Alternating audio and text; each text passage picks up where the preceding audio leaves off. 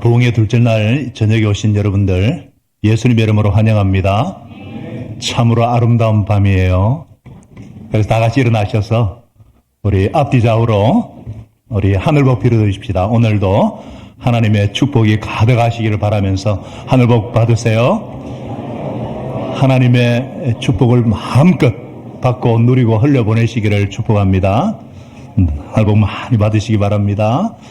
네, 서신 김에 그냥 또 하나님 말씀을 같이 우리가 합독합니다.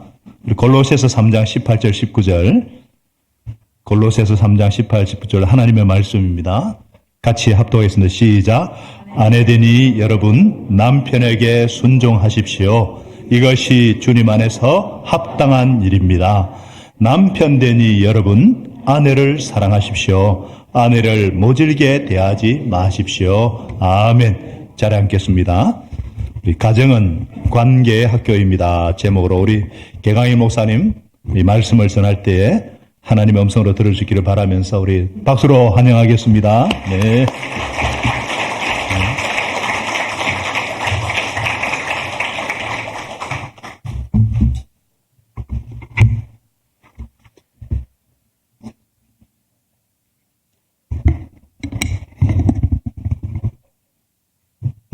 고속도로를 지나면서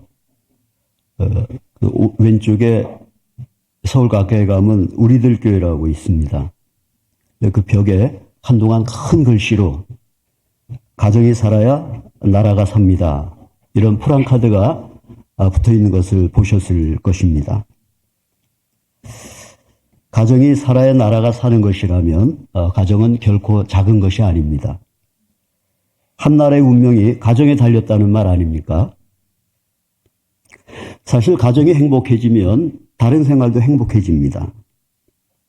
우리 가정이 행복하면 형제, 자매, 친지들과도 행복해집니다. 우리 가정이 행복하면 교회 사역도 행복해집니다. 가정이 행복하면 사회생활도 행복해집니다. 가정에서 인간관계를 잘 배운 사람은 밖에 나가서도 인간관계를 잘 맺을 수 있습니다. 한 지붕 밑에서 한솥밥 먹고 사는 사람과 관계 맺는 법을 배우지 못한다면 어떻게 밖에 나가서 좋은 관계 맺는 법을 배울 수 있겠습니까? 그래서 가정은 관계를 배우는 학교입니다.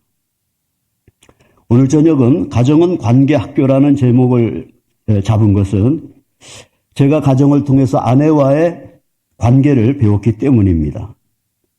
저는 오늘 아내와 살면서 어떻게 관계를 배웠는지 제 얘기를 말씀드리려고 합니다. 염려는 있습니다. 저와 형편이 다르거나 또 싱글로 계신 분들 또는 저와 성격이나 기질이 다른 분들 이런 분들이 나하고는 맞지 않는 얘기네 이렇게 생각할 수도 있을 것 같습니다. 근데 저와 다른 형편에 있는 분이라 할지라도 제게 도움됐던 원리는 여러분에게 도움이 될 수 있다고 생각합니다. 비록 부부관계가 아니더라도 부모와 자녀 관계에서 또는 형제 자매 관계에서 또는 교인들과의 관계에서 다른 인간관계에서 적용될 수 있다고 생각합니다. 그래서 부탁은 저와 다른 형편이라고 해서 귀를 막지 마시고 들어주시기 바랍니다. 또 한 가지 염려는 처음 교회 나온 사람이나 믿음이 연약한 사람이 저의 부끄러운 모습 때문에 신앙생활에 마이너스가 되면 어쩌나 하는 그런 염려도 있습니다. 그럼에도 불구하고 말씀드리는 것은 제 얘기를 통해서 단 한 가정이라도 회복이 되고 행복해진다면 그래서 그걸 바라기 때문입니다. 그래서 용기를 내서 말씀을 드리는 겁니다. 오늘 얘기도 제 아내와의 관계인데 아내한테 다 허락을 받았습니다. 오늘 골로새서 3장 18, 19절에 아내되니 여러분 남편에게 순종하십시오. 이것이 주님 안에서 합당한 일입니다. 남편 되니 여러분 아내를 사랑하십시오. 아내를 모질게 대하지 마십시오. 개혁 개정에는 아내를 괴롭히지 말라, 괴롭게 하지 말라 이렇게 되어 있습니다. 행복한 가정의 비결은 아주 간단합니다. 아내는 남편에게 순종하고 남편은 아내를 사랑하면 됩니다.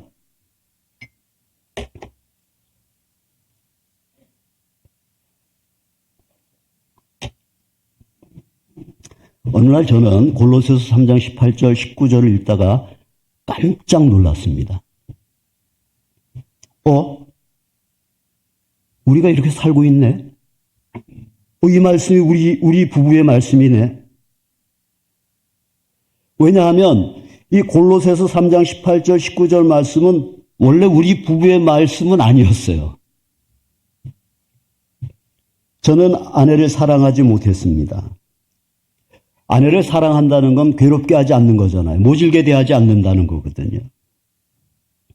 저는 아내를 괴롭히는 남편이었고 또 제 아내도 제게 순종 잘하는 아내는 아니었습니다. 그런데 지금은 골로새서 3장 18, 19절 말씀대로 살고 있는 겁니다. 어떻게 이런 변화가 일어났지? 물론 하루아침에 된 건 아닙니다. 오랜 기간이 걸렸습니다. 하나씩 변한 겁니다. 제가 올해로 결혼한 지 48년입니다. 23살에 결혼했습니다. 아내는 24. 철없을 때 결혼해서 고생 많이 했죠. 아직도 완전하진 않습니다. 주님 오실 때 완전해질 겁니다. 아직도 기분 상할 때가 있고 말다툼을 합니다. 그러나 이제는 크게 문제가 되지 않습니다.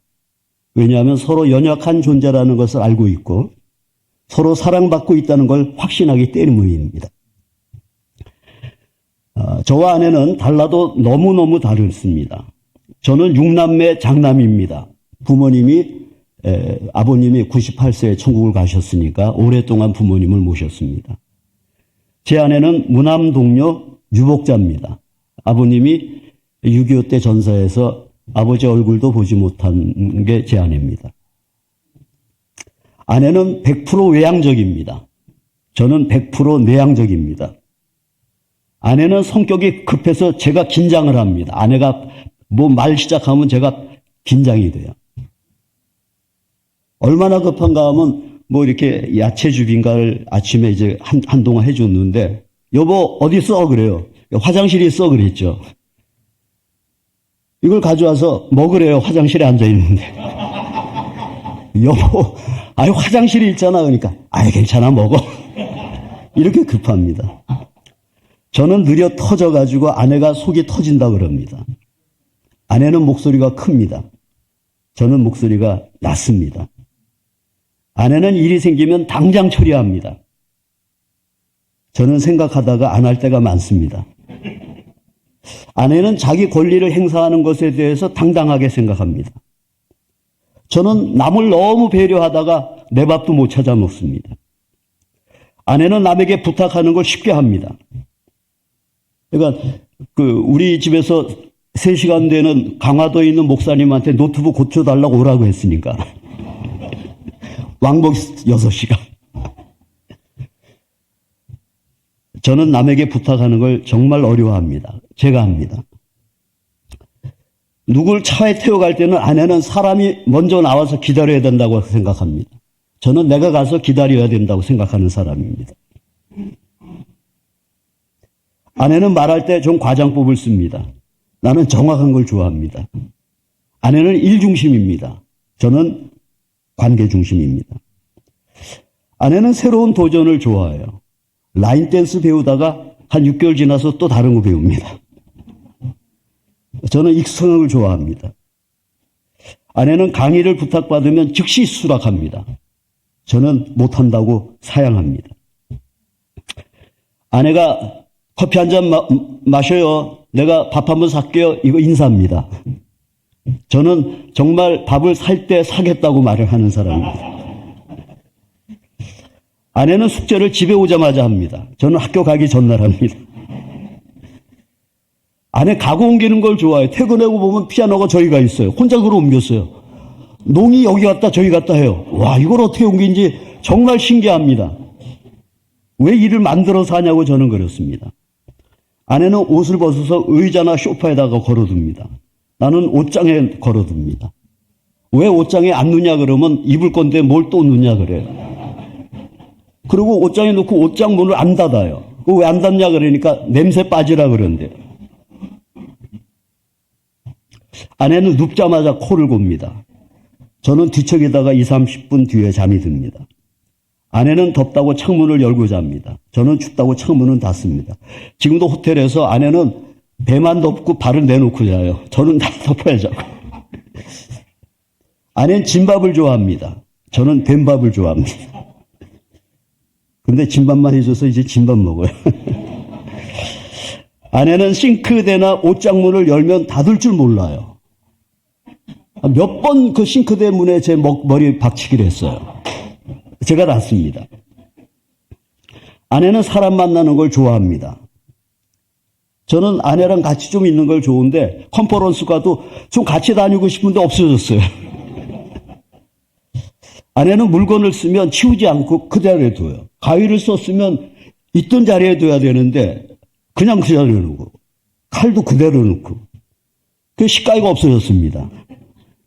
이틀 전에 다시 샀어요. 어디 있는지 모르겠어요. 아내가 불이면 저는 물입니다. 달라도 너무 다릅니다. 이렇게 다르다 보니까 살면서 힘들었습니다. 갈등이 심했고 다툼이 잦았고 급기야는 이혼하자는 말도 나왔습니다. 나는 내가 옳고 아내가 틀렸다고 생각했습니다. 나와 다른 아내가 불만이었습니다. 그러면 자주 다투고 심지어 헤어지자는 말까지 했던 우리가 어떻게 행복한 생활을 할 수 있었을까? 어떻게 골로새서 말씀처럼 제가 아내를 사랑하게 되고 아내는 제게 순종하는 아내가 됐을까? 세월이 흐르고 나이가 들다 보니까 성숙해졌다고 말할 수도 있습니다. 근데 꼭 그렇게 말할 수는 없는 것 같아요. 왜냐하면 얼마 전에 80 가까운 분이 이혼을 생각한다는 말을 들었거든요. 또 황혼이혼과 조론이라는 말들이 지금 늘고 있습니다. 그러니까 부부가 오래 같이 산다고 문제가 저절로 해결되는 건 절대 아닌 것 같습니다. 저희가 이렇게 변화된 것은 분명히 하나님의 은혜고 하나님의 축복입니다. 하나님께서 저를 책망하시고 깨닫게 하시고 사인을 주실 때 순종하려고 노력을 했습니다. 저는 오늘 가정에서 아내와 관계를 어떻게 배웠는지 제 실제적인 얘기 8가지, 9가지 정도를 말씀드리겠습니다. 아내를 사랑하는 건 괴롭게 하지 않는 것임을 알고 괴롭게 하지 않게 된 겁니다. 오늘 말씀에 아내를 사랑하라, 모질게 대하지 마라, 개정은 괴롭게 하지 말라, 이제 그러지 않았습니까? 첫 번째는요, 정말 부끄러운 얘기고, 그런데 제가 아내를 때리지 않겠다고 결심을 했습니다. 오래전 얘기죠. 아내와 심하게 말다툼하다가 욱하는 감정에 아내 따귀를 때린 적이 있습니다. 그때가 2번째였던 것 같아요. 이때 아내가 제게 냅다 소리를 지르더라고요. 야, 이 새끼야, 네가 목사냐? 그러더라고요. 전 아내를 괴롭히는 남편이었습니다. 그 말을 듣는 순간 너무 부끄러웠어요. 목사 맞아? 목사가 아내를 때려? 믿음이 없는 사람들도 안 하는 짓인데. 순간 회개했습니다. 그리고 끊을 수 있었습니다. 신약성경 기도서 1장 7절에 감독의 자격을 말하면서 감독은 폭행하지 아니하며 한 것을 보면 신약성경을 기록한 시대에도 저 같은 목사가 있었던 것 같습니다. 그도 아내와 말다툼을 하다가 격한 감정이 일어나고 주체할 수 없는 감정이 일어났지만 누를 수 있었습니다. 주님께서 그걸 감당할 수 있도록 힘을 주신 것 같습니다. 그런 경험을 여러 번 하는 가운데 어느 순간 이제는 그런 격한 감정이 일어나지 않는 것을 보게 됐습니다. 일로는 더 이상 아내를 괴롭게 하지 않게 됐습니다. 첫 번째입니다. 두 번째입니다. 아내가 실망하게 될 말을 하지 않기로 결심했습니다. 어제 말씀드렸듯이 목회하는 게 너무 힘들어서, 물론 가정교 하기 전이죠. 여보, 나 목회 그만둘까? 하는 말을 몇 번 했었습니다. 그날도 너무 힘들어서 저녁을 먹으면서 여보, 정말 목회 그만둘까봐 이런 말을 했습니다. 근데 다른 때와 달리 아내가 옷을 주섬주섬 입더니 나가는 거예요. 근데 나 철야기도 하고 올게. 그러고 나가는데 그 뒷모습이 얼마나 쓸쓸해 보이는지.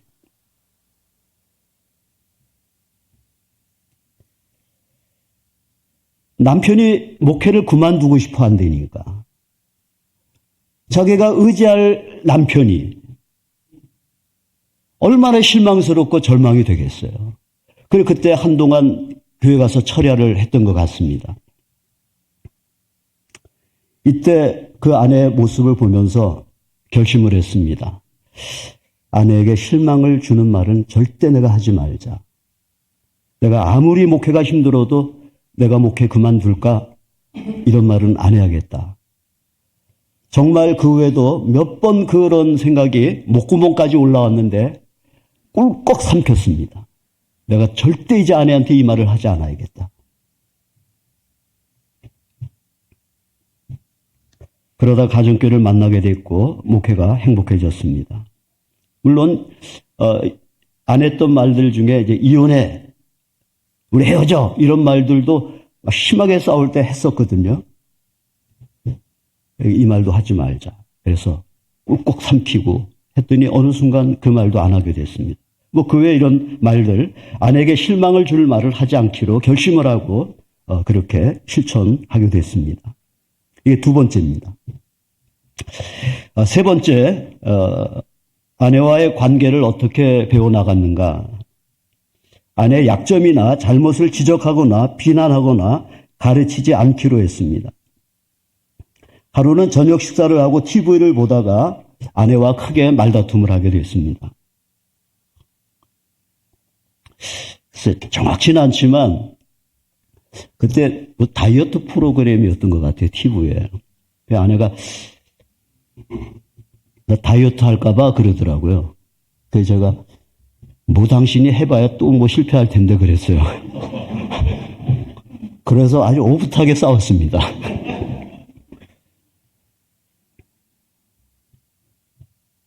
그때 아내가 하여간 굉장히 오랫동안 이제 다투면서 이런저런 얘기를 하는데 아내가 울면서 자기의 속마음을 다 이렇게 얘기를 하는 거예요. 자기 감정을 쏟아놨는데 나한테 무슨 지적을 당할지 몰라 늘 초조하고 불안했다는 거예요. 예를 들면 이제 신방을 하다가도 이제 이런 경우가 있죠. 목사님 우리 애가 너무 똑똑해요. 막 이러고 막 이래요. 왜 그러면 아내가 있다가 요즘 애들 다 그래요.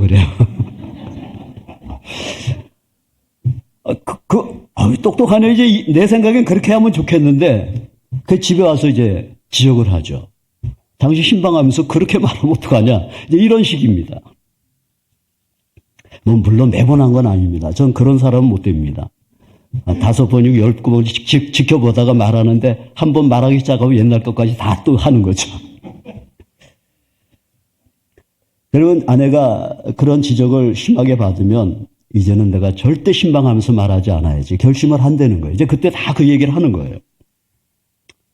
그 결심을 하고 대신방하고 그러지 않습니까? 이제 일반 목회할 때 한 몇 집은 말하지 않는데 신방하다 보면 무장해자가 된대요. 그리고 어느새 자기도 모르게 막 이제 말하고 다니는데 집에 올 때 제 표정이 굳어져 있으면 그 다음에 한 집 한 집 이렇게 되돌아온다는 거예요. 그래 자기가 뭘 실수했는지 찾아보고. 아내는 그 당시 자기의 심정을 서부시대 사형수를 도망가라고 해놓고 1시간 뒤쯤 총 가지고 쫓아가면서 어디서 총알이 날아올지 늘 그 초조하고 전전긍긍하는 그런 모습이었다는 거예요. 정말 그래서 그런지 그 당시 제 아내가 가끔 한숨을 푹푹 쉬어요. 그래서 제가 말은 못했지만 속으로 내가 이렇게 잘해주는데 왜 한숨을 쉬나 그랬어요. 근데 제가 이걸 고치고 나서 한숨 쉬는 게 없었어요. 아내가 그럴 거라는 건 전혀 생각하지 못했습니다. 저는 아내를 위해서 그런 겁니다. 아내의 약점을 고쳐주고 싶어서. 아내를 좋은 사모 만들려고 지적하고 가르치고 바로잡아줬던 거죠. 자기도 좋은 목사가 아니면서. 저는 율법 남편이었습니다. 잘못을 지적하고 정죄하고 충고했습니다. 그런데 그날 저녁 아내 눈물을 보면서 더 이상 율법 남편이 아니라 은혜 남편이 되기로 결심했습니다. 그리고 약속했습니다. 여보, 내가 이제부터는 당신 지적하지 않을게. 정죄하지 않을게. 당신 성격대로 살아. 있는 모습 그대로 살아. 개성대로 살아. 당신 모습 그대로 살아. 그렇게 얘기하고 그 돌아오는 주일날 설교 가운데 제가 이런 얘기를 했습니다. 여러분, 제가 제 아내한테 이제 개성대로 살라고 했습니다. 제 아내 있는 모습대로 살라고 했습니다. 이해해 주십시오. 사실 그때 저는 아내의 감정보다 교인들의 시선을 더 의식했던 남편입니다. 그런데 이제는 아내 감정을 소중히 여기기로 여겼습니다. 이제는 아내 편이 되겠다고 약속했습니다. 그러고 나니까 아내 약점이 드러나도 불편하지 않았습니다. 왜냐하면 교인들의 시선보다 아내 감정을 더 소중하게 생각했기 때문입니다. 제가 구체적인 예를 두 가지만 드린다면 정말 개강일 목사가 그렇게 했구나 하는 걸 이해할 겁니다. 물론 매일 이렇게 온전한 모습은 아닙니다. 하루는 여집사 한 분이 상담을 요청했습니다. 그래서 제 방에 들어왔는데 이런저런 얘기를 한 10분 정도 하더라고요. 그러더니 근데 목사님 사실은요, 이제 본론이 나오는 거예요. 사실은 사모님이요 하면서 제 아내 얘기를 하는 거예요. 이제 아내한테 상처받은 얘기를 하려고 꺼내는 거예요. 그래서 제가 그랬어요. 집사님, 아내하고 문제를 왜 저한테 얘기합니까? 그랬어요. 전에 같은 안 그랬어요. 제가 다 들어줬습니다. 그리고 제 아내 성격이 그런 거니까 집사님 이해하십시오. 이렇게 해서 돌려보냈습니다. 그리고 집에 와서는 아내를 나무랬습니다. 당신 사모가 돼갖고 어떻게 그렇게 하냐. 이렇게 했습니다. 그런데 그날은 제가 아내하고 약속을 했으니까. 그걸 왜 나한테 얘기합니까? 제 아내 직접 만나서 얘기하십시오. 그랬어요. 이분이 얼굴이 빨개갖고 가더라고요. 근데 이렇게만 하면 아내가 내가 한 걸 모르잖아요. 집에 와서 있는 얘기 다 해줬어요. 여보, 나 당신 편이야. 물론 근데요, 이 집사님이 제 아내하고 굉장히 좋은 관계가 됐습니다. 또 하나 얘는 어제 예를 들었던 재수와의 관계입니다. 우리 재수가 거기 아튼빌 아파트가 새로 신축이 되면서 상가에 반찬 가게를 입주를 했습니다. 개업하는데 성도들과 같이 이제 개업 예배를 드리는데 아내가 찬송을 안 불러요. 얼굴이 창백해요. 그게 뭔가 기분이 안 좋은 거예요. 근데 제 눈치를 챘죠. 동서하고 사이가 안 좋구나.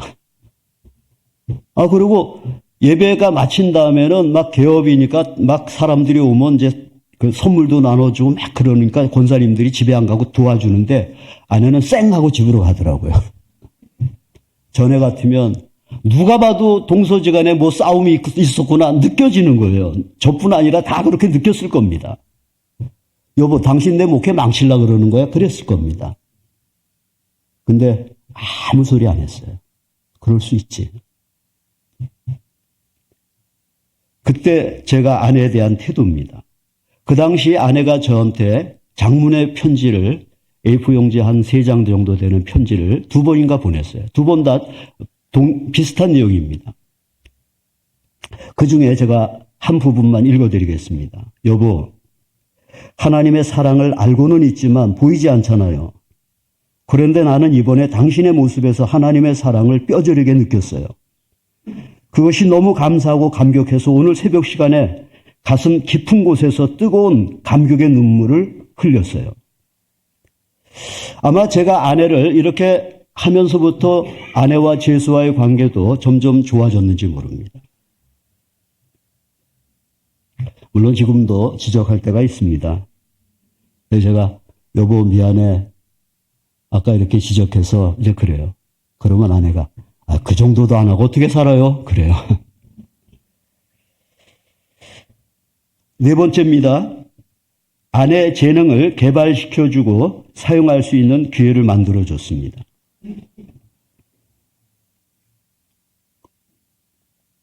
저는 아내가 교회에 나서서 뭔가 하는 게 싫었습니다. 저는 사모로서 아내는 그냥 조용히 있었으면 좋겠어요. 아내가 나가서서 일하다가 보니까 상처 주고 상처받고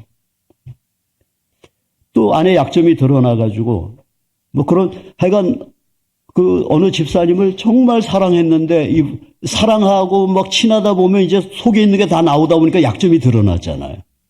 그러니까 그게 그 집사님이 돌고 돌아가고 아내 귀까지 들어와서 그때 또 한번 우울증 이렇게 초기 이런 경우도 있었거든요. 어제도 말씀드렸듯이 또 한 번은 여보 나 딴 교회 가면 안 돼 뭐 이런 말을 한 적도 있고요. 그 안수 집사님들이 1박으로 어디 놀러 가면서 그때 공휴일이었던 것 같아요. 목사님 저희들 이번에 1박 2일 놀러 가는데 사모님하고 시간 되면 좀 같이 가시죠 그랬어요. 시간이 됐어요. 시간이 없습니다 하고 안 갔어요. 왜냐하면 같이 어울리다 보면 또 안에 뭐 약점이 드러나고 뭐 이런 것 때문에 상처받고 이런 게 제가 너무 싫었어요. 그래서 그냥 거리감을 두고 살고 싶었어요. 근데 가만히 생각해 보니까 누구나 약점이 있지 않습니까? 우리 성도님들 다 약점이 있어요 없어요? 있죠. 그러면 집사님 약점이 있다고 제가 집사님 약점이 있으니까 교회에서 사역하지 말고 가만 계세요. 안 그러거든요. 장로님 약점이 있으니까 사역하지 말고 가만 계세요. 안 그러거든요. 오히려 격려해주고 칭찬해주고 그러거든요. 근데 유독 아내한테만 엄격한 거예요. 내가 이건 뭔가 잘못된 거죠. 아내가 대신방 때 지각을 하면 물론 성도들 있는 데서는 눈치 안 채게 아내를 째려봅니다. 왜 늦었냐? 사모가 돼서 이제 이런 거죠. 물론 성도들은 모르죠. 근데 권사님이 목사님 조금 늦을 것 같아요. 그러면 제가 뭐라 그래요? 괜찮아요. 예. 기다릴 테니까 천천히 오세요. 그러거든요. 이중적이잖아요. 권사님한테는 그러고 왜 사모한테는 그렇게 엄격합니까? 그걸 깨달았어요. 그래서 그때부터 제 아내가 지각해도 아무 말 안 했습니다. 그때 이후로 아내를 성도의 한 사람으로 보기로 결심했습니다. 아내에게 가르치는 은사가 있어요. 근데 제가 그런 것도 다 그냥 당신 좀 가만 좀 있어라 그랬어요. 나서다 보니까 자꾸 이게 상처를 주고받는 거예요. 근데 장로님들한테 저기 아내가 양은순 사모님이 하는 가정사랑학교 그 세미나에 다닐 테니까 앞으로 교회에서 가르치는 사역을 할 수 있도록 하겠습니다. 그냥 뭐 얘기를 했죠. 그리고 3년간 거길 다녔습니다. 그리고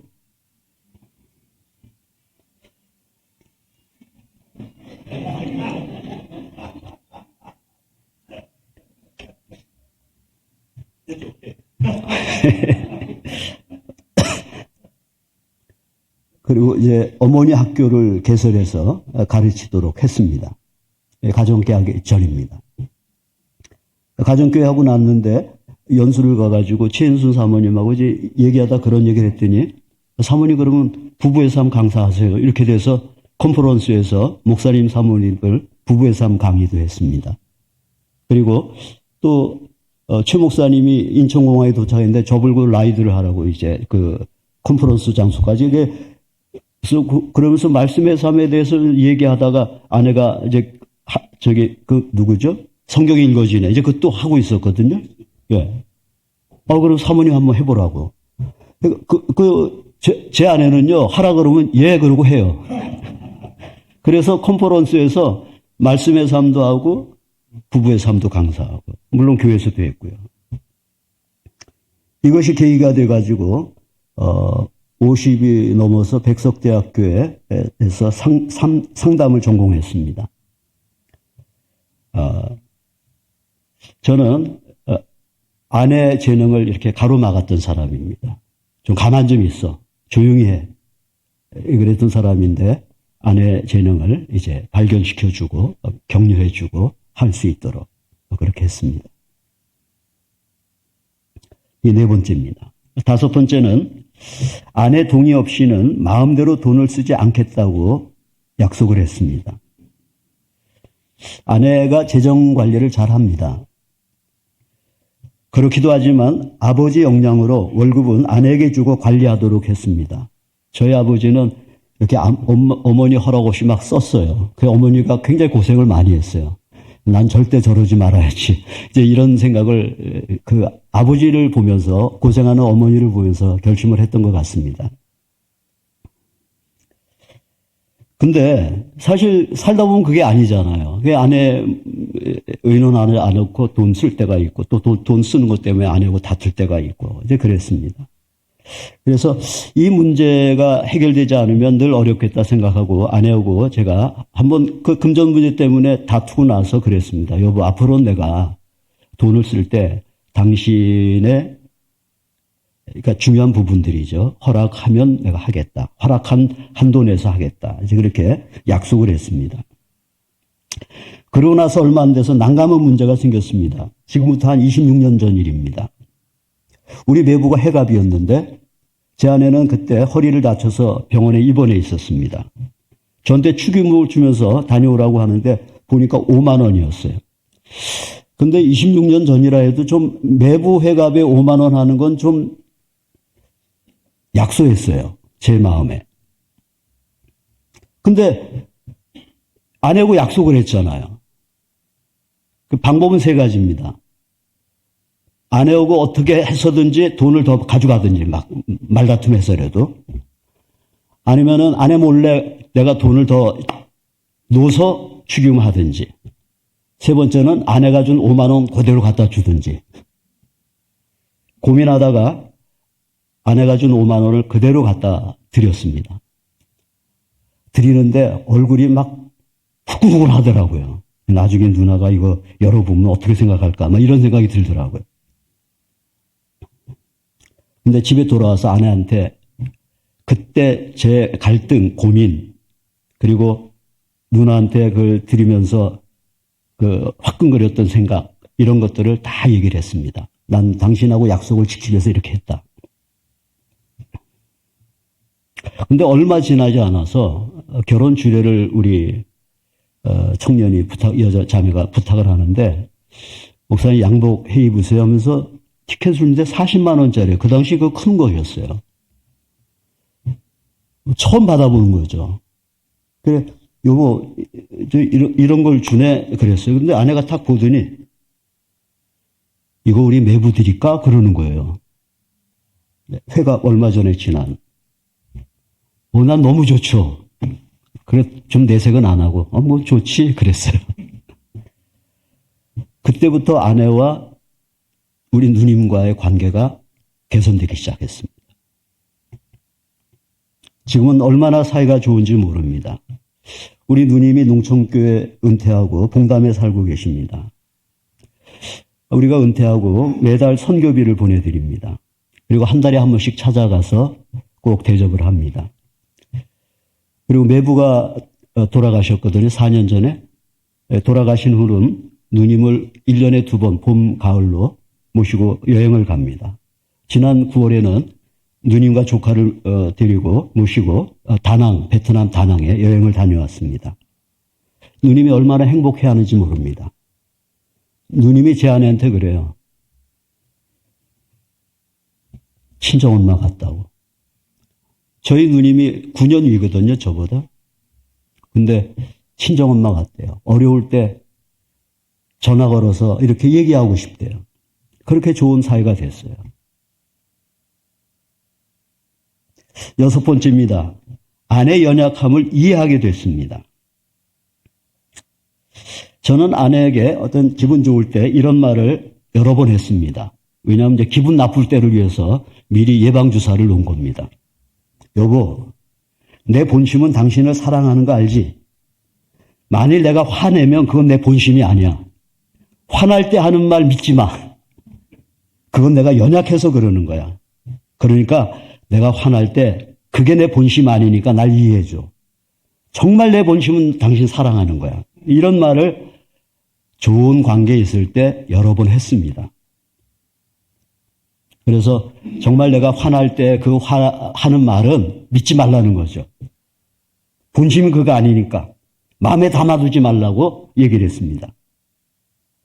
근데 아내에게는 나와 똑같은 기준을 적용하지 않았습니다. 무슨 말인가 하면 아내가 저보고 난 당신 존경해요 그래요. 당신 같은 사람이 없대. 당신 만나서 내가 사람 됐대. 근데 어떨 때 화가 나면 제가 죽일 놈이 되는 거예요. 천하의 죽일 놈이에요. 듣도 보지 못한 말을 막 해요. 그래서 제가 그때 드는 생각이 뭐야 존경한다는 건 뭐고 나 때문에 사람 됐다는 건 뭐야. 당신 같은 남편 없다는 건 뭐야. 순 거짓말인가? 이런 생각이 드는 거예요. 저는 내가 화날 때는 그게 본심이 아니니까 내가 연약해서 그러니까 이해해달라 그러고 아내가 화날 때는 뭐야 나 만나서 사람 됐다고 하더니 그건 다 센 거짓말이었어? 저 위선자 아니야? 그러면서 막 화가 나는 거예요. 여러분 내로남불이란 말 알죠? 내가 하면 로맨스고 남이 하면 불륜이라는 거예요. 내가 딱 곡벌인 거죠. 기도하다 저희 이중적인 이런 모습을 알게 됐습니다. 그리고 아내가 나를 칭찬하고 존경한다고 하고 나를 만나 사람 됐다고 하는 말이 진짜고 화났을 때 상처 준 말하는 것은 아내가 연약해서 그런 거지. 이렇게 이해하게 됐습니다. 그러니까 훨씬 자유하더라고요. 근데 여러분 이렇게 관점이 바뀌면서요. 성도들에 대한 관점도 바뀌었어요. 성도님들 중에 나를 너무 좋아하는 분이 있어요.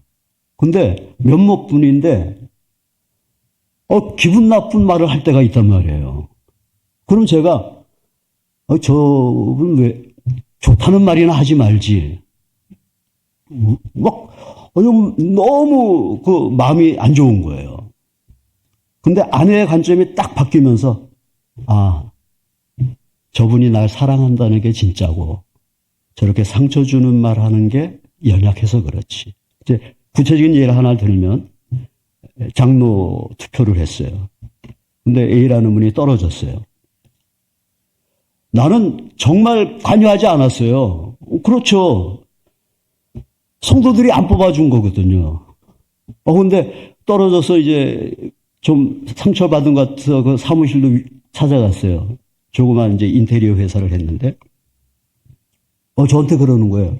난 인간 개강일은 존경하지만 담임 목사 개강일은 존경하지 않습니다. 그러는 거예요.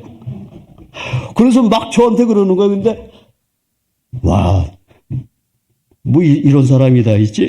그러고 돌아왔는데 가만히 기도하면서 생각해 보니까 그 장로에 떨어졌으니까 그럴 수도 있겠다 하는 생각이 드는 거예요. 왜냐하면 노회에서 보면 노회장 떨어지면 목사들도 그러거든요. 분회장 떨어졌다고 목사들도 그러거든요. 근데 평신도인데 그럴 수 있지. 이렇게 생각하니까 이해가 되는 거예요. 그래서 장로님한테 잘했어요. 상처 준 거 그거 개의치 않았어요. 근데 이분이 정말 저한테 잘하더라. 지금까지도요, 은퇴하고 5년 됐는데 지금까지도 명절에 꼭 뭘 보내주세요. 그리고 제 아내 생일날, 제 생일날 금일봉을 꼭 보내요. 맛있는 거 사드시라. 저 그거를 달라고 하지 않았어요. 여러분, 장미꽃이 아름답죠? 거기 뭐가 있죠? 가시가 있잖아. 가시가 싫다고 장미꽃 버리는 사람이 있습니까?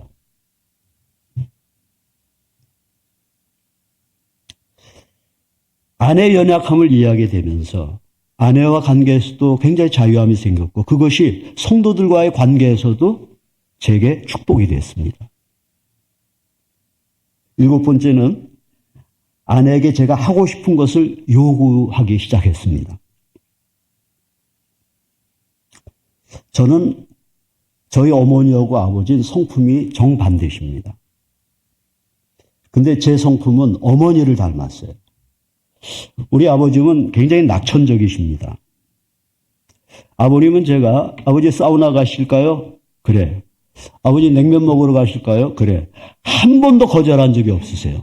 뭐 그럴 뿐만 아니라 제가 아주 바쁜데도 사진 찍으러 장미가 이쁘게 폈으니까 사진 찍으러 가자 그러세요. 뭐 하여간 하고 싶은 거 다 하세요. 저희 어머니는 한 번도 제가 뭘 하겠다 그러면 그래 그런 적이 없어요. 괜찮다 그러세요. 사양하시는 분이에요.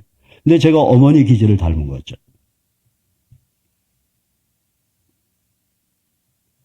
그래서 저는 이렇게 그냥 아내한테 뭘 이렇게 요구하는 게 없었습니다. 그냥 집에서 밥을 해줘도 아내가 반찬도 해주는 거 그냥 먹었지 뭐 해줘 이런 걸 안 했어요.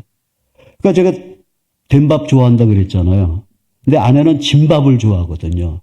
결혼하니까 매일 진밥 해주더라고요. 그래서 저는 그냥 진밥을 계속 먹었어요. 그래서 이제는 전천후. 진밥도 잘 먹고 된밥도 잘 먹고. 저는 쌀밥을 좋아하는데 아내가 잡곡밥을 이제 먹어요. 그래서 한 번은 그러더라. 여보 난 쌀밥을 좋아하는데 그러니까 또 쌀밥과 잡곡밥을 같이 하려고 그러는 거예요. 그래서 그러지 말라고. 잡곡밥 나도 좋으니까 먹자고. 그래서 잡곡밥도 이제 좋아하게 됐습니다. 친구랑 영화 구경을 가도 친구가 액션 영화를 좋아해요. 전 로맨스를 보고 싶은데 친구가 액션 보자 그러면 막 때리고 부시고 이런 걸 좋아하거든요. 그러면 그냥 친구가 보자는 거 제가 봤어요. 이거 보자 그러지 않았어요. 한 번도. 근데 그게 그냥 좋아요, 저는. 그렇게 하는 게. 근데 한번 우리 교회에서 부흥회를 하는데 강사 목사님 저 안수를 하면서 이러는 거예요. 왜 목사님은 A를 좋아하면서도 B를 좋아한다 그러세요? 그러는 거예요. 깜짝 놀랐어요. 그러니까 제가 좋아하는 걸 표현하지 않는 거죠. 그냥 해주는 거, 그냥 받는 거예요. 그 고민을 했어요, 그때. 그러면서 제가 하고 싶은 것을 아내한테 요구하기 시작했습니다. 그러니까 예를 들면 소소한 겁니다. 여보 오늘 저녁 국수 삶아 먹을까? 그런 말도 안 했다니까요, 제가. 여보 이번 내 생일날은 스테이크 먹으러 가자. 그래서 스테이크 한번 먹어봤습니다. 여보 저 기흥에 손칼국수 맛있게 하는데 한번 거기 먹으러 갈까? 그래서 가기도 하고. 소소한 행복이더라고요. 그리고 아내가 뇌 수술하기 전에 수안보 호텔에 우리 2박 3일 한번 둘이 여행 갈까? 그거 말할 때 여러분 내가 하고 싶은 거 말하는 것도 이게 용기를 내야 돼요. 안 되더라고요, 저는. 그때도 기도하고 용기를 내서 물론 뭐 목사님들하고 노회에서 이렇게 같이 여행은 갔지만 단둘이 여행은 간 적이 이제 처음인 거예요. 그래서 이제 제가 한번 뭐 둘이 여행 뭐 옛날에 지나가는 말로 하면 둘이 무슨 재미로 여행 가? 그래요. 근데 용기를 내서 했더니 가자 그러더라고요. 그때도 뭐 하여간 뭐 갖다 붙여갖고 이렇게 얘기를 했죠. 그 수안보 무슨 뭐 파크 호텔인가 거기 이송봉 목사 기념 예배당도 있으니까 우리가 거기 가서 우리 당신을 위해서 기도할 수도 있고 뭐 이제 그러면서 그때 코로나 기간이었는데 거기 이제 온천 야외 온천인데 당신 온천 좋아하는데 아침 저녁으로 온천 다 쓰고 막 이렇게 꼬셨죠. 그냥 가자고.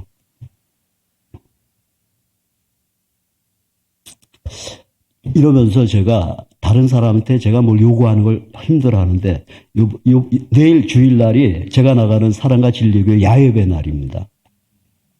근데 뭔가 좀 하고 싶은데 참석은 못하고 왜 계속 고민하고 있는데 갑자기 야외배 기념수건을 좀 해주고 싶은 거예요. 근데 우리 교회 장로님이 그 송월타월 하는 장로님이 계세요. 근데 부탁하면 분명히 해주는데 제가 그런 걸 못해요. 처음 한번 전화를 했어요. 용기를 내서. 장로님, 우리 교회 이제 목사님한테 먼저 물어보고 이런 기념사를 하려는데 괜찮겠냐고. 괜찮대요. 좋대. 생각도 못했는데 목사님 좋은 생각 해주셔서 감사하다고. 몇 개 정도면 되겠냐고. VIP까지 한 30장이면 될 것 같대요. 그래서 장로님, 우리 교회가 이번 주일날 야외 가는데 기념수건 30장 좀 해주시겠어요? 그랬어요. 그랬더니 해줘야죠. 그래요. 근데 제가 부흥회를 준비하는데 거기 또 성남 갔다가 뭐 하는데 시간이 걸리잖아요. 그래서 택배를 좀 붙여달라 그러려고 하다가 그건 또 예의가 아닌 것 같아요. 막 굉장히 그날 가보니까 뭐 손님들이 한 7, 8명 막 웅성웅성하더라고요. 기분 좋더라고요. 근데 직접 갔죠. 그때는 권사님이 보면서 수건을 꺼내 보이면서 제일 좋은 수건으로 했대요. 7,500원짜리. 그리고 박스도 목사님 제일 좋은 박스입니다. 뭐 그러더라고요. 그래서 근데 해주시면서도 막 기뻐하시는 거예요. 그래서 요구하기를 정말 잘했구나. 네, 그런 생각을 했습니다. 정말 아내한테 이런 요구를 하면서 그러나 아직까지도 용기가 필요합니다. 근데 기도하는 가운데 이렇게 꼭 하고 싶다 하면 이렇게 좀 하려고 노력을 합니다. 8번째, 아내가 고쳤으면 하는 걸 말하기 시작했습니다.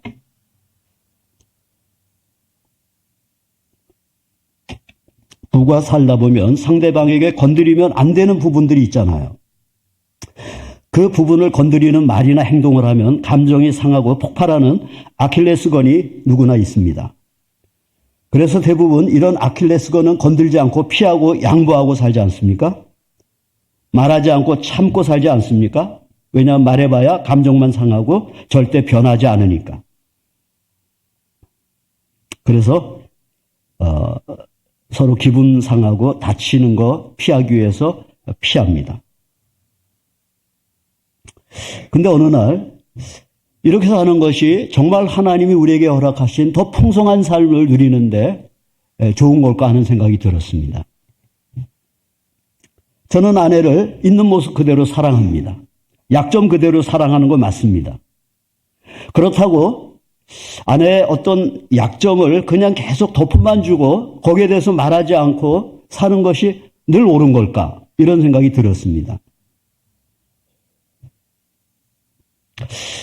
그 부분을 고친다면 아내의 삶이나 우리 부부의 삶이 더 풍성해질 텐데. 그래서 아내에게 좋은 분위기에 있을 때 제 속마음을 다 털어놨습니다. 이런 얘기를 했습니다.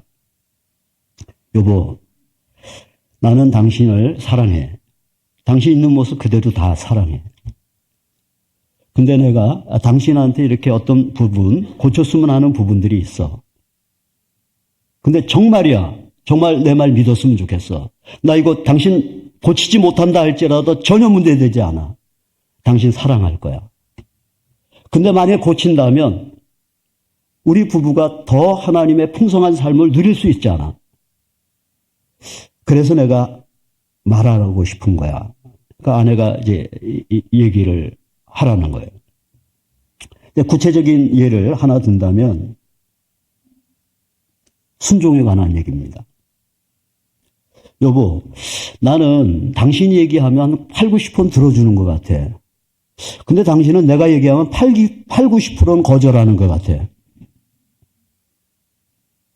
그거 왜 그러지? 난 당신도 내 얘기 좀 들어줬으면 좋겠어. 이제 이런 얘기를 했습니다. 근데 순종하지 않아도 괜찮아. 이제 마지막에 그렇게 얘기를 했습니다. 한 번은 아내가 신돌산 기도원, 윤석준 목사님 그 기도원에 다녀왔어요. 다녀오더니 울면서, 여보, 윤석준 목사님이 남편이 주님이래. 회개했어. 이제 당신은 내 주님이니까 내가 당신 말에 순종할 거야. 막 그러고 우는 거예요. 내가 그거 설교할 때 많이 말했는데.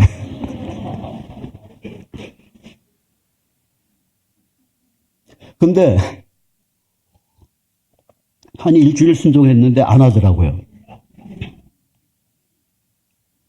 그리고 또 한동안 지냈는데 또 새벽에 기도하다가 울면서, 여보, 죄송해요. 이제 순종할게요. 불순종해서 미안해요. 이제 순종할게요. 그러더라고요. 정말 순종을 하더라고요. 근데 또 한두 주 지나면은 또 안 해요.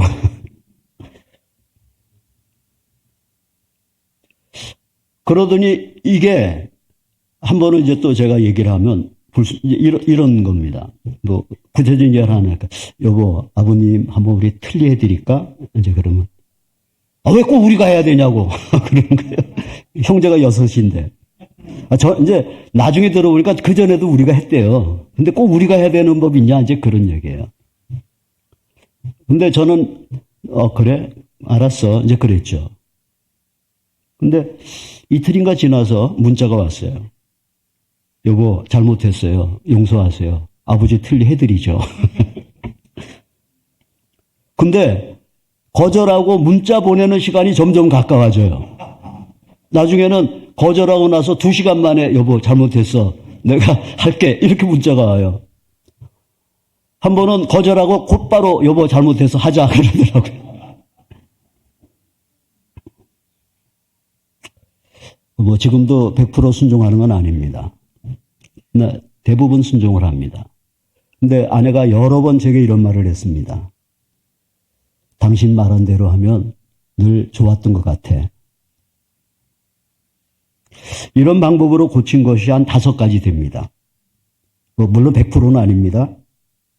돈 문제. 특정한 사람을 싫어하는 거.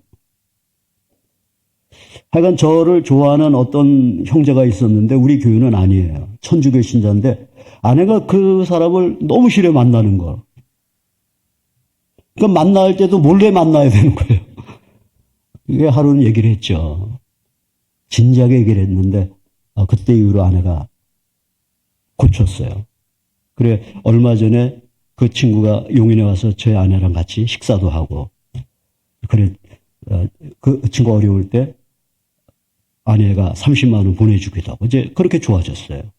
또 우리 사촌 누님이 우리 집을 그렇게 오고 싶어 하는데, 지난 명절 때, 설날 때죠, 설날 때. 오고 싶다 그러니까 제 아내가 오지 말라 그러래. 그 누나를 싫어하더라고요. 그게 못 왔어요. 근데 그 부분에 대해서도 이제 주일날 한번 우리 신 목사님 설교 듣고 은혜를 받고, 이제 그 부분에 대해서 은혜를 받고 제가 아내하고 나눴어요. 그러면서 누님을 한번 모셨으면 좋겠다. 아내도 그렇게 하재요. 누님한테, 누님 한번 우리 집에 놀러 오세요. 그랬더니, 현면마가 싫어하잖아. 그러더라고요. 아내가 굉장히 좋아해. 그랬죠. 누님만 오는 게 그래서 우리 누님하고 또 다른 사촌들 3분을 초청을 했어요. 그래, 아내랑 의논해가지고 밥도 대접하고 커피도 대접하고 그냥 보내는 것보다 당신이 정말 사랑한다는 걸 표현하자. 그래가지고 10만 원씩 여비를 3분 다 둬서 드렸어요. 그 마음이 확 풀리고, 그 다음에 지금 2번 더 만났어요. 월요일 날 또 이제 그 누님들끼리 한 4분이 같이 또 만나게 돼요. 그러니까 관계 하나가 해결되니까 단 둘만의 해결이 아니라 다른 누님들과 같이 관계가 좋아지는 거예요. 성내는 것도 고친 것 중에 하나입니다. 순종하는 것. 성생활도 고쳤어요. 이렇게 손을 이렇게 얹어 탁 쳐요. 굉장히 기분 나빠요. 이 부분에 대해서 진지하게 얘기를 했죠. 이제는 그러지 않습니다. 이제는 여보 나 목욕했다 그래요. 여보 우리 일찍 잘까 그래요. 달라졌어요. 물론 아직도 고쳐지지 않는 거 있습니다. 싱크대 문 열고 안 닫는 거. 물건 쓰고 제자리에 갖다 놓지 않는 거. 이건 제가 할 일이라고 생각하고 삽니다. 마지막으로 꼭 하고 싶은 것이 있으면 아내에게 충분히 설명합니다. 그리고 생각할 시간을 주고 아내의 결정을 존중합니다. 자주 있는 건 아니지만 큰 일들을 제 마음대로 저지른 적들이 있거든요. 65세 은퇴도 아내하고 의논하지 않고 제가 그냥 질러버린 거거든요. 허락받는 것이 용서받는 것보다 쉽다고 그러잖아요. 허락받는 것보다 용서받는 게 더 쉽다 그러잖아요. 한번 이렇게 하게 된 계기가 있어요. 목자 목녀 일일 수련회를 교회에서 했어요. 근데 제가 목자님들 가운데 생일자가 2명 있더라고요. 그래서 그 부부들한테 영화 티켓을 이제 2사람 4장을 이제 끊어가지고 이제 중간에 쉬는 시간에 2분 나오라 그래서 영화 티켓인데 그 팝콘하고 이렇게 이제 생일이 축하한다고 보라 그랬어요. 그러니까 막 목자 목녀들이 와 그러는 거예요. 영화 티켓 받으니까 좋아요. 그러니까 와 좋아요. 그럼 내가 다 드리겠습니다 그랬어요. 근데 목녀들 몇 사람이 제 아내 얼굴을 쳐다보더라고요. 저도 아내 얼굴을 봤죠. 아이고 이거 좀 잘못했나? 이제 그런 생각이 들었어요. 아니나 다를까 집에 들어갔는데 그때 한 160만 원 정도 나왔어요. 아니 그런 걸 의논도 안 하고 그렇게 하는 사람이 어디 있겠냐고 막 그러는 거예요. 그래 뭐 할 말이 없는 거예요 제가. 그래가지고 근데 한참 욕 먹다가 그때 이제 저하고 아내가 무슨 결심을 했을 땐가 하면 우리 계산하지 말고 섬기자. 그 얘기를 했었어요. 그래서 제가 한참 듣다가 이제 아내가 좀 누그러졌을 때 그랬죠. 사실 당신하고 계산하지 않고 섬기자 그랬지 않냐. 그래서 계산하지 않고 한 거다. 그랬더니 아내가 아무 말 못하는 거예요. 그러면서 내가 잘못했대요. 그냥 하재요. 그때 제가 그랬어요. 여보, 앞으로는 큰 돈을 쓸 때는 내가 당신의 동의를 구하고 당신이 허락하지 않으면 절대 안 할게. 그랬어요. 그랬더니 아내가 아니야. 우리 계산하지 않고 하기로 했으니까 당신 마음대로 하라 그래요. 그래서 제가 아니야. 앞으로는 내가 꼭 당신에게 설명할게. 그리고 당신이 허락하면 할게. 근데 그때 그 160만 원 들었는데요. 초원하고 이제 한 초원씩 돌아가면서 주일 저녁마다 이렇게 식사를 했어요. 목자 목녀님들하고. 근데 샤브샤브 집에 갔는데 아내가 음식 먹다가 돌을 씹어갖고 이빨이 깨졌어요. 이빨 한 개. 그 사장님한테 얘기했더니, 죄송하다고 보험 처리해드리겠다고. 그 식당에도 보험이 돼 있더라고요. 그 치료 다 받고 보험금까지 나왔는데 160만 원이 나왔어요. 신기하죠?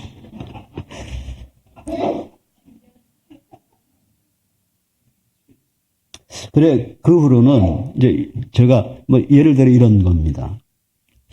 기도하는데 어떤 목사님한테 막 100만 원을 꼭 드리고 싶은 거예요. 저희라고 100만 원 줄 수 있는, 그런 이유는 아닌데 자꾸 그 생각이 드는 거예요. 그래, 한 달 정도 기도하다가 아내한테 얘기했습니다. 여보, 내가 이거 한 달 정도 기도하면서 늘 들었던 생각인데, 그냥 내 얘기 다 끝날 때까지 끊지 말고 그냥 들어줬으면 좋겠어. 그리고,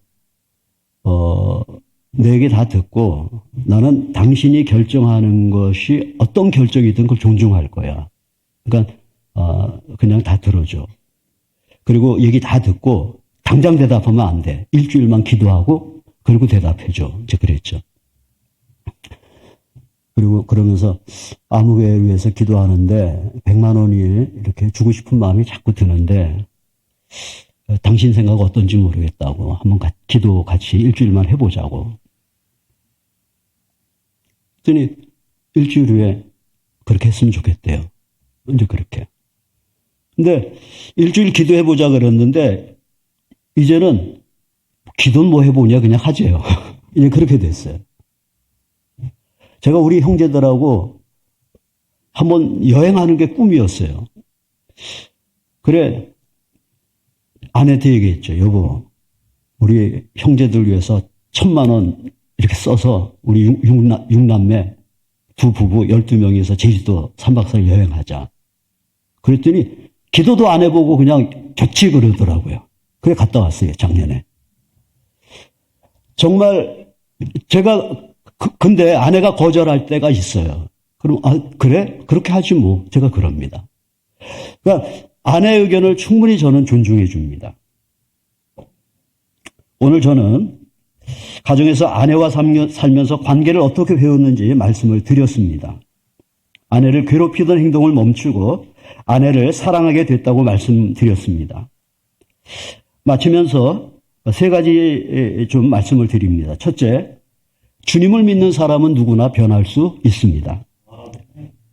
저희 가정 부부가 변했습니다. 오늘 골로새서 3장 18절 19절 아내되니 여러분 남편에게 순종하십시오. 이것이 주님 안에서 합당한 일입니다. 남편되니 여러분 아내를 사랑하십시오. 아내를 모질게 대하지 마십시오. 제 아내는 제 말에 순종하지 않았습니다. 저는 아내를 괴롭혔습니다. 근데 이걸 고쳤어요. 하나님께서는 저희들을 치료했듯이 여러분도 치료해 주실 줄 믿습니다.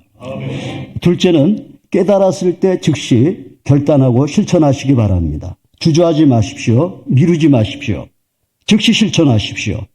작은 실천 하나가 큰 결과를 가져다 줍니다. 잘못을 깨달았을 때 고치기로 결심하고 기도하고 실천하면 하나님께서 도와주십니다.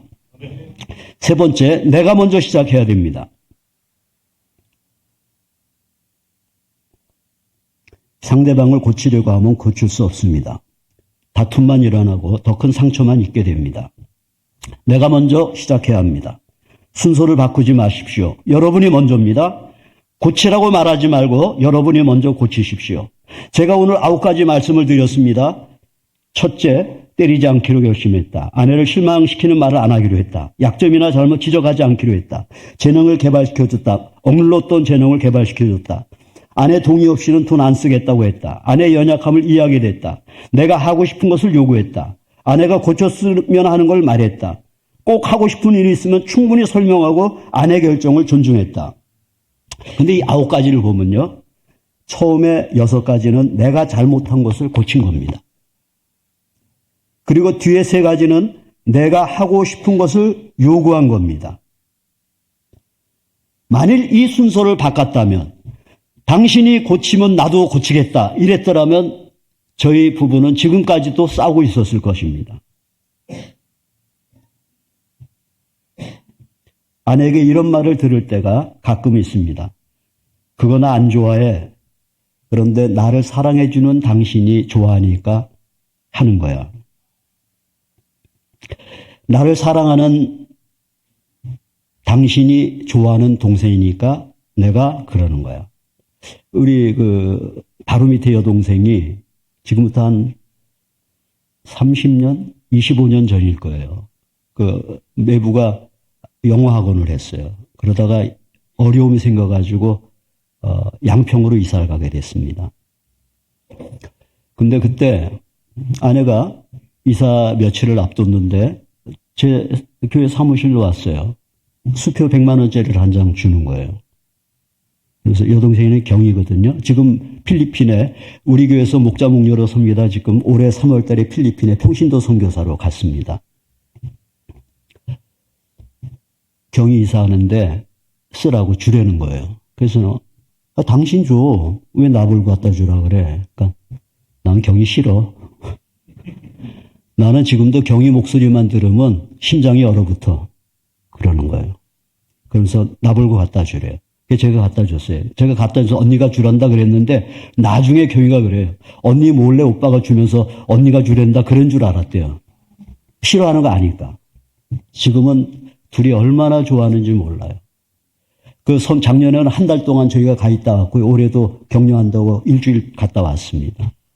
정말 여동생도 언니 너무 좋아하고 제 아내도 하여간 시자를 그렇게 싫어했는데 지금은 시자를 굉장히 좋아합니다.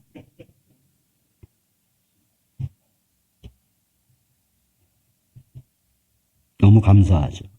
배우자가 나를 사랑하고 있다고 확신할 때 배우자를 위해서 아낌없는 사랑을 하게 합니다. 그러니까 남편이 아내가 나를 사랑한다는 확신이 들면요.